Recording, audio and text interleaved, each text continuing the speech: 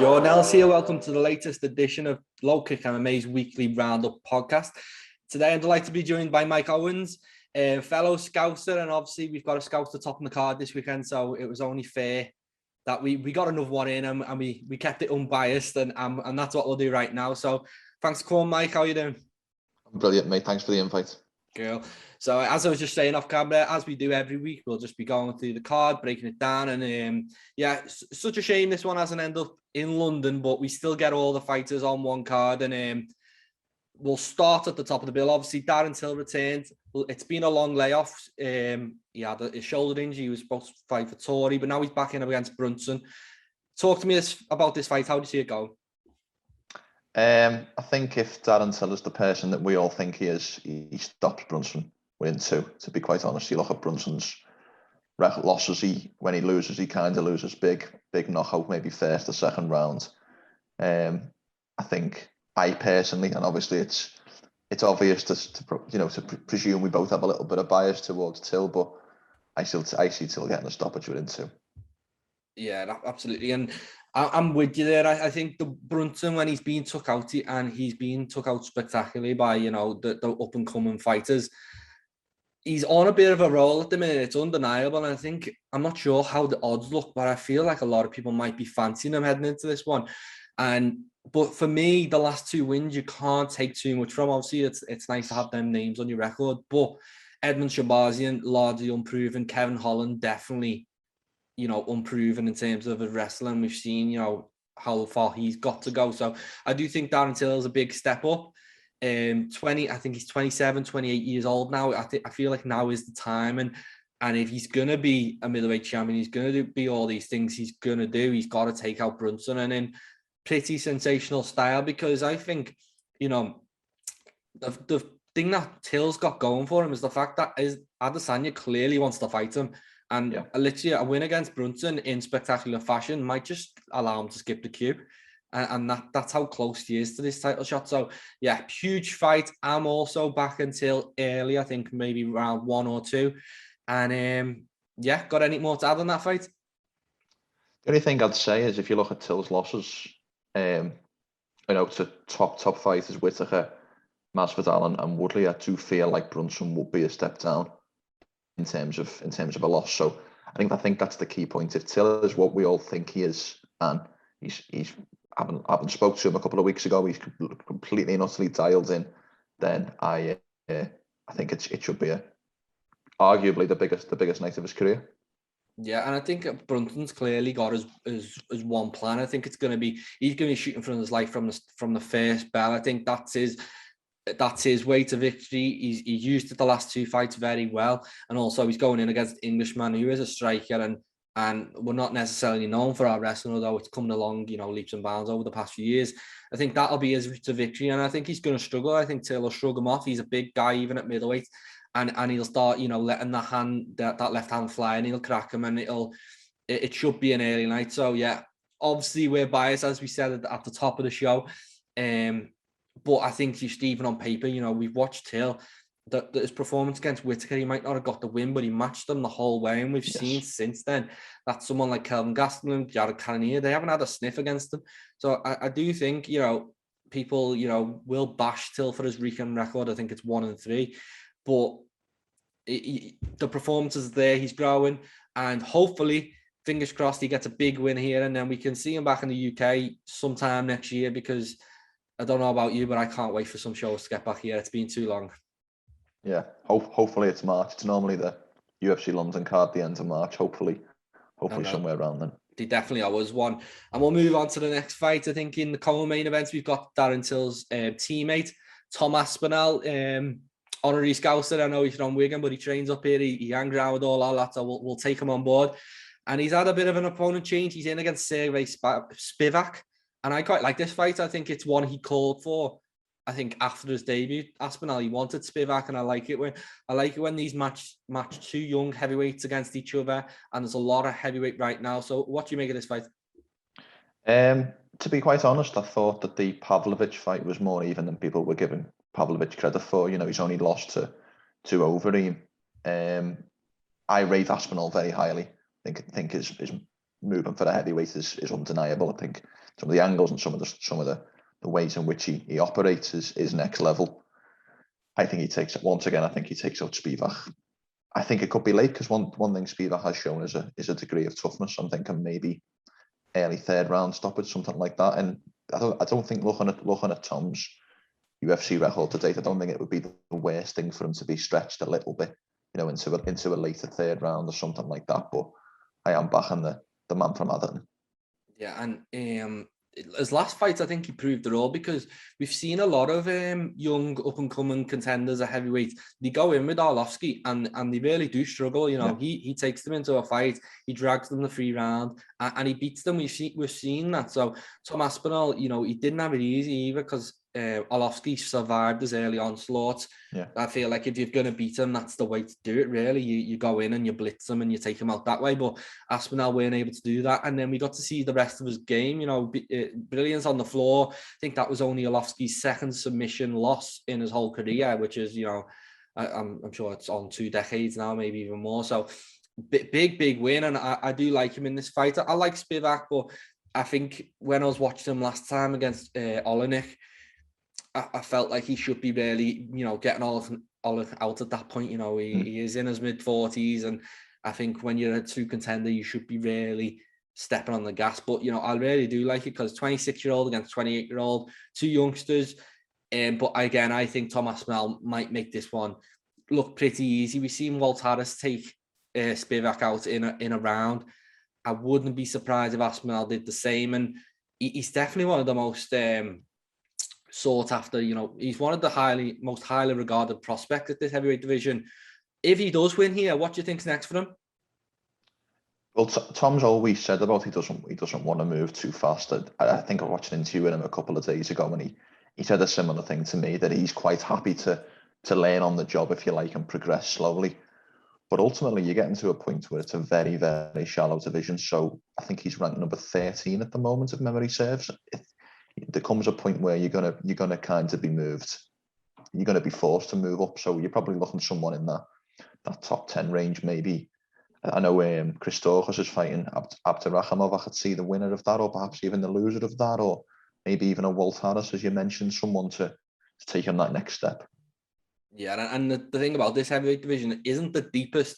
You've got the guys at the top, and then there's just that you've got a few coming up, but then that middle ground, you can easily make that up. And I've spoke to Tom myself, and it was after his last win at Cage, right? He was saying, I don't want to sign for the UFC. I want to take it slow and all these things, but he's too talented for his own good, basically. Everything's coming at him so fast, and he's just got to roll with it. But he looks fantastic, and I'm sure he will again.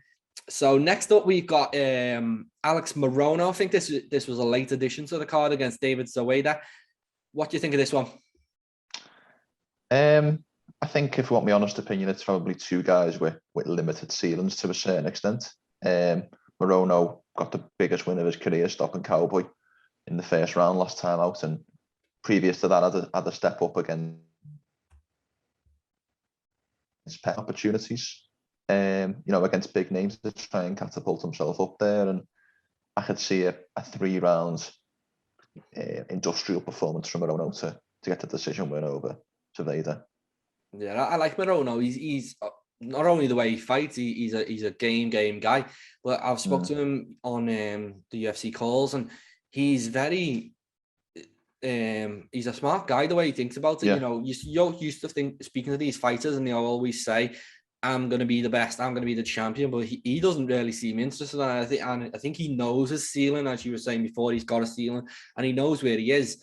I think he was more intent on letting his teammates go on and pursue gold, and he will just, be in these cool fights. And I think this will be another fun one. I think Zawada, as you said, he'll bring it.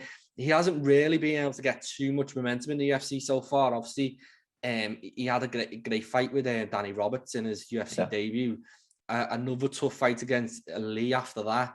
And then he got that win over Nurmagomedov, and he lost his one after that, I think. So he's had a tough time, but I do think, as you said, Morono is limited in terms of how far he can go. I think he's the one getting this on late notice. So it is stacked in Zawada's favour, but you can never write Morono off, because he is a tough guy. He'll come in game. And as you said, I'm expecting it to be, industrious, nip and tuck, 3 rounds. It really could go either way. I'll lean towards Morono, but really, this is whoever wants it in the end. Yeah, it's also one of these fights that I think it would have a different spin on it if it weren't short notice from Morono. If that makes sense, I think full camp, I'm definitely leaning towards Morono, but on 6 or 7 days notice, the advantage is more even. If that makes sense. Yeah, and he's not a big guy. You see him in there. He did look outsized against Cowboy, and I think if Cowboy was going to get a win, that should have been the fight, but he didn't. He got wiped out. So, and we'll move on from that one back to the UK guys. Modestas Bukauskas, one of the nicest guys you can meet in MMA. Lovely guy, and he's up against Khalil Rountree Jr., who at one point I thought he was going to be a potential contender when he come out and he put that performance on against Eric Anders. He looked fantastic, and then since then it just hasn't gone right. So what do you make of this? To be honest with you, I got to speak to Modi on Friday, and I actually asked him about some of the inconsistencies Rountree has, and he says, listen, he is one of them fighters who can come out and one fight look like a world beater, and another fight you think. I remember when he was matched up against Kutalaba, thinking this is a good fight for Rountree, and Kutalaba just ran over him. So he's kind of unsure as to where Rountree was. He's obviously preparing for the best Rountree, but he knows in the back of his mind that guy mightn't turn up, and I think that's where this fight lies. To be quite honest, if Rountree turns up on an off night, I could see Bukauskas having his way with him, but if he can keep it on the feet, I think he'd be a real problem for Modi.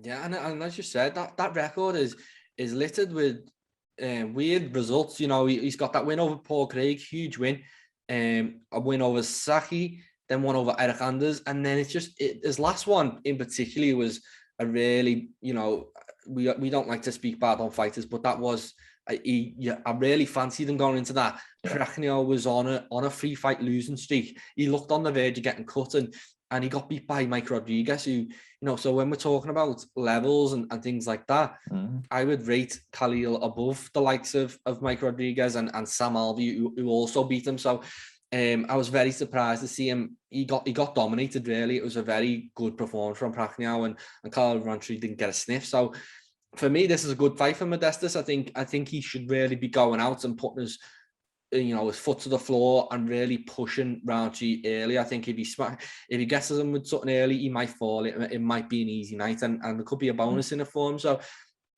I think Modestas has looked great, and in his last fight, it was nip and tuck. He could have got that decision and against a really good fighter. And what was his name again? Alexeju. Yeah, Alexeju, and he's a top guy himself. So I do think, although he's 1 and 2 in the UFC, he's got potential, and he can really go through them ranks. I don't think he's far off. I think he just needs to make a statement in this one. Yeah, he just hasn't quite picked up that momentum. I think to a certain extent, all 3 of his UFC fights have been a little bit strange, even down to the debut win where the guy fell out the cage, and the last fight, I think a lot of people thought Bukauskas won, but he won off the back foot. He won counter striking, and that obviously didn't work out in his favour. So he kind of needs to pick up that momentum and really start getting going. Yeah, just a clean KO, no controversy, just go in, smash him, and I think that's when the ball will start to roll for him. We've seen in Cage Warriors, he suffered back-to-back defeats, come back fantastically. Hopefully he can do it again now.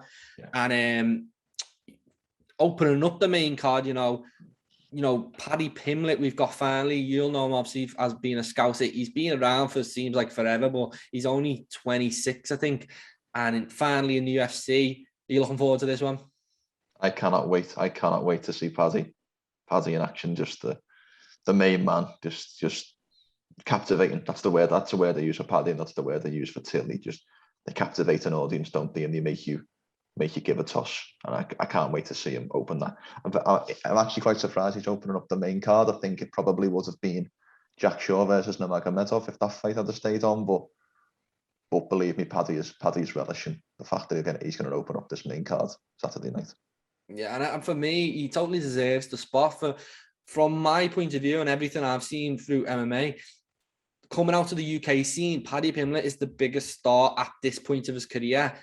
Even bigger than Conor McGregor was entering the UFC. Paddy Pimblett, he's openly admitted that he was making more money in Cage Warriors and he was doing really well there, and that's why he stayed so long, and he's built a huge fan base, and it's great to see him finally in this spot. Sometimes you've got to take the risk. You've got to, lower your payday for potentially big ones down the road. And he's up against Luigi Vendarami. Am I saying that right? I hope I am. What do you make of his opponent? I haven't seen much of Vendramanti, to be quite honest. I know he got beat by knockout by Elijah Zaleski dos Santos, and that was a weight up. It's a fight, obviously, a lightweight. Mm-hmm.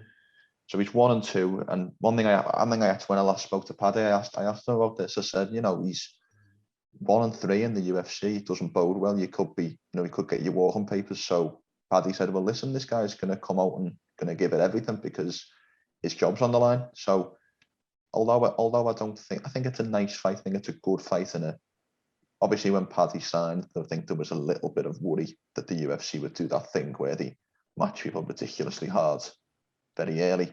And thankfully, I don't feel like that with Vendramanti. Yeah, and the one thing that stands out to me is the fact he's never lost by submission. I think, obviously, Paddy's working on striking. He looked fantastic last time out, but his bread and butter is the floor. And if he can get you down and he can do great work there. Does Paddy get become the first man to submit this guy? How do you think this fight plays out? I'm very interested to see how it plays out. I think I'm leaning towards a 30-27 or a 29-28 for Pimblett. I don't think he's going to submit him. I think one of the reasons behind that is this fight's obviously a lightweight, and I think a lot of people, myself included, feel like Paddy should probably be a featherweight in terms of his body type. So I feel like it could be one of them where he's just a step away from getting that choke, and he's chasing it throughout the 3 rounds, but ultimately the control and the domination will get him a decision win. Yeah, and last time I spoke to Paddy, it was just after he'd signed for the UFC, and all the noise from him was featherweight. He was speaking about Jared Gordon and potentially that being his first fight in the UFC, and then lightweight. I think that was the plan just for this first one, but now it seems like more of a permanent move. I think he's been speaking to people from one of the unis, and they've kind of said lightweight's your optimum weight. That's where you to stay. You obviously think otherwise.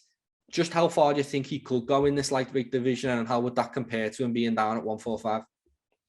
Well, I think ultimately you look at Paddy. I think if you're talking about weight, I think the success rate on weight depends on the type of fighter.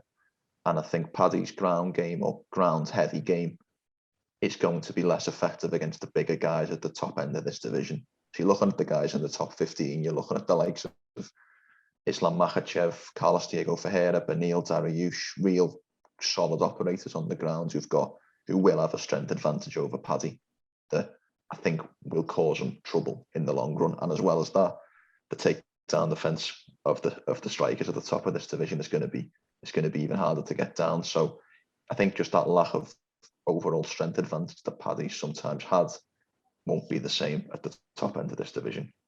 Yeah, but first thing first, we've got his debut, and I'm very excited for it. I'm interested to see if they let him do his walkout. Obviously, for me, it's the best walkout, in MMA, full stop. But, being a newcomer, how much do the UFC even know about that? And will they let him do it? Last week, the co-main, or the week before the co-main event, Madsen against Guida, they cut to a break. You come back, Madsen's in the cage, and Guida's doing his walk. So there's some chance that they could just skip over it, but hopefully someone has got, the finger on the pulse at the UFC and the alarms are there, because, a good performance, a good win, paired with that, he really has character, and he can go on and fulfill his potential in the UFC. The only thing I would say about that is not many fighters get the press release signing with the UFC that Paddy got. I think personally the UFC are well aware of the potential for Paddy. And I think he's just, as I say, he's uber marketable. He's captivating. He captivates an audience like very few people. I think, as Paddy, I think I saw an interview with Paddy the other day where he said, when my song "Heads Will Roll" comes on, heads are going to roll, and I think they'll seize that opportunity. Yeah, it's an exciting time. He's one of the first fighters I've actually been live there at his debut, and to see the journey right through to the UFC. Been a little longer than expected. There's been a few bumps in the road, but he looks fantastic. He looks better than ever, and hopefully gets the win, and he can really start to make his name in the UFC. He does deserve it. Brilliant to see him into UK MMA, and he's got loads to do from now. And then before that, finishing the undercard, we've got Paddy's teammate, Molly McCann. She's against Ji-Young Kim. How do you think Molly can do in this one? It's obviously, she's been struggling to get her feet in the UFC. It's been win one, lose one. She's currently on a 2-fight losing streak. Can she snap it? I think with Molly's fighting style of forward pressure, I think she can definitely snap it. I think Molly McCann is one of these fighters where you kind of know what you're getting. You know, you have a very, very good understanding of how she's going to fight. And I think ultimately that pressure that although she might admit she's feeling, she will be feeling on the back of 2 defeats, knowing that it is a little bit like 3 strikes and you're out in the UFC at times. She will feel that pressure. And I personally think you could get Molly McCann 2.0 with even more pressure, even more aggression, even more output. And that's one of the things that's been echoed throughout the camp. So hopefully Molly can get a dominant decision, if not perhaps a finish. But I think I'm leaning towards a decision win. Yeah, she is one of them. Like, you know what, she grinds for everything she earns. She really does work hard, and this is a very winnable fight. You know, Talia Santos is a beast, and that was a tough fight. The one after that weren't much easier. You know, a young up and comer. This is very winnable. I think Kim has who did she lose against? Was it Shevchenko?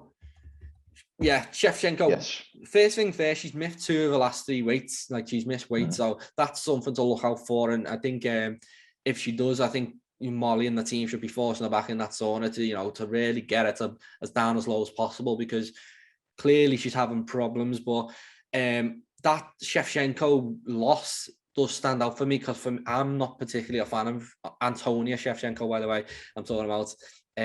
She hasn't particularly impressed me in the UFC. She's been pretty easy to beat at times, but the Lipsky win was very impressive. But Angeli really made mincemeat of her. I think Modeferi made it look pretty easy, although it was a split, and Chikugian as well. So I know it's there is levels to this game, and Molly quite isn't at that level, but on paper I think it's a very favourable matchup, and hopefully she can get back in the win column, because as you said, 3 losses in a row, like, if it doesn't look good for anyone, unless you're Sam Alvey, you can't afford to be going on, these big losing streaks. So hopefully Molly gets back in the win column, and yeah, can't wait for that one. She always brings it no matter what. So hopefully she can bring a win home too. Yeah, 100%. And before that, we've got Jack Shaw, who, he's looking like a savage. He looks perfect, and I think this is a 3rd opponent he's agreed to in this fight. So it was meant to be Said Nurmagomedov, then it was, I think, someone else, and now it's, do you know how to pronounce this name? I'm terrible with these names. I can't say I do, to be honest. I don't even want to try. Yeah, let's not try. But yeah, it's another guy. And what do you make of this? First, what do you make of Jack Shaw in the UFC? I think he's looked fantastic. What do you think?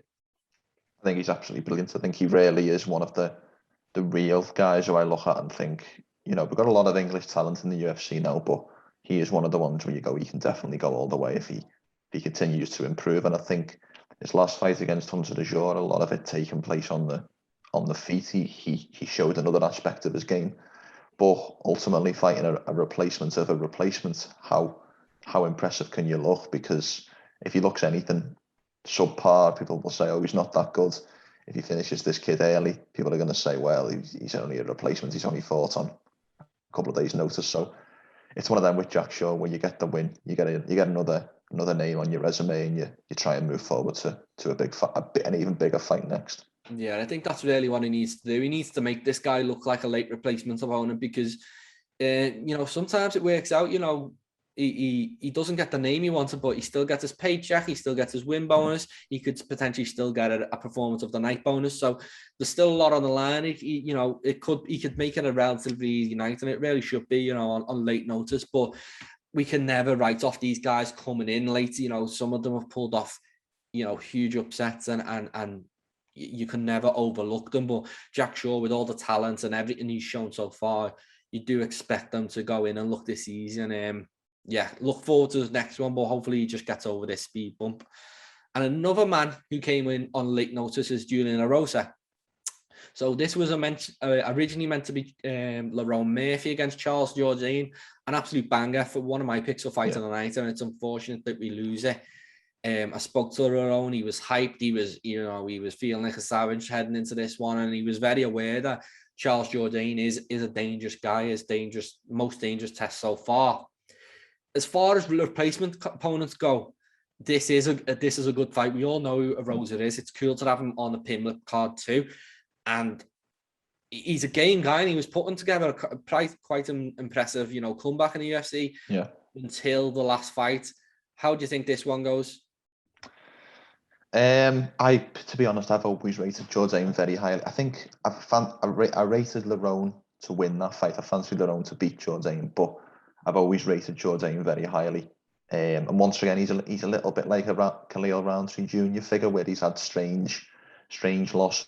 And I think there's a draw mixed in there in the UFC. He's had a bit of a strange run, but I do feel like he might just be a cut above for Erosa. Erosa, as you mentioned, was on that 3-fight winning streak. I think he had a couple of KOs in there, and then obviously just lost pretty big. And I think it could be another one of them where I think Jourdain could.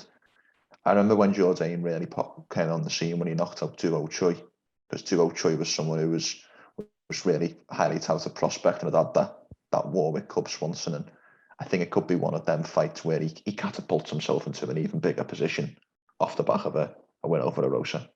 Yeah, I can see this going either one or two ways. Obviously, Jourdain makes a statement, goes out, knocks out Erosa. Erosa, you can hit him, you can hurt him, and you can get him out of there early. We've seen people do it. I think Artem knocked him out, didn't he, in the tough series? So I think there is a way to beat him, and that is the way.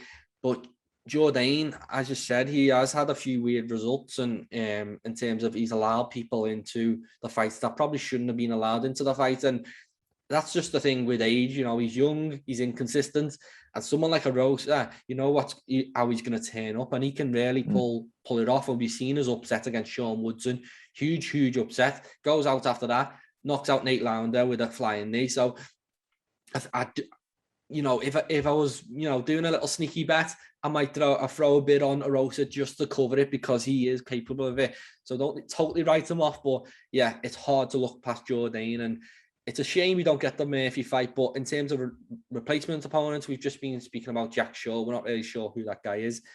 Erosa, we all know him, and we all know what he's capable of, so should be a fun one.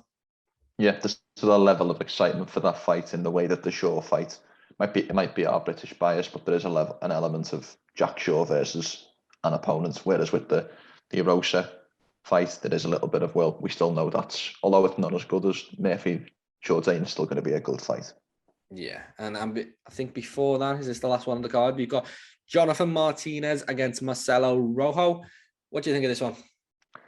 Well, obviously it was meant to be Martinez versus Nathaniel Wood, which would have been a fantastic fight, because I've always rated Martinez very highly. He obviously got the loss to Davy Grant, but I feel like he might just be a little bit too slick for Marcelo Rojo. And Rojo, if memory serves, has just been finished by Jourdain.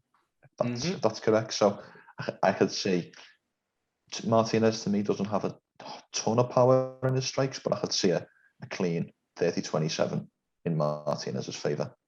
Yeah, and I really fancied Martinez, going in. I'm a big Davy Grant fan. I think he's one of the nicest guys, pound for pound in the UFC, brings great energy. But, going in against Martinez, I was like, that's a tough fight. And to beat him the way he did was so impressive, just because how highly I rate Martinez. So I expect them to, be a bit more cautious going into this one, tuck his chin, not get involved, because technically I think he will have too much, and he probably should have had too much for Davy Grant, but he just got involved where he shouldn't have got involved and got knocked out. So maybe that's a learning lesson, and he'll come back and he'll win that one. But overall, great card, and it's, as I said earlier, such a shame we're not getting it in the UK. I'm very thankful that we're getting it 9 o'clock or British peak time, because last 2 weeks have been tough. You know, when it's not the greatest cards and you stay up till 6 a.m, it's not great. So very happy to get it a nice time. You got any last final words on this? Not as such, no. As just echo what you just say, just very, very much looking forward to sitting down Saturday night and enjoying it at our time as opposed to at the US's time. Yeah, like it's a smart move to do, and when it is, you know, European fighters at the top, I think they should be doing more of this. You know, just to say that, because sometimes you're staying up until the middle of the night to watch. Just taking last week, Jakadze, Georgian MMA fans staying up till 7 a.m. to watch that. Would it not benefit to push it a little bit earlier? But obviously that's UFC and that's what they do. So we could probably spend another whole podcast talking about that. Yeah, brilliant card coming up. Cannot wait. And thanks for joining me, Mike. This has been the Weekly Roundup podcast, and we'll see you all next time. Make sure to subscribe to the LowKick MMA YouTube channel for all the latest news, event previews, and interviews with some of the biggest stars in MMA.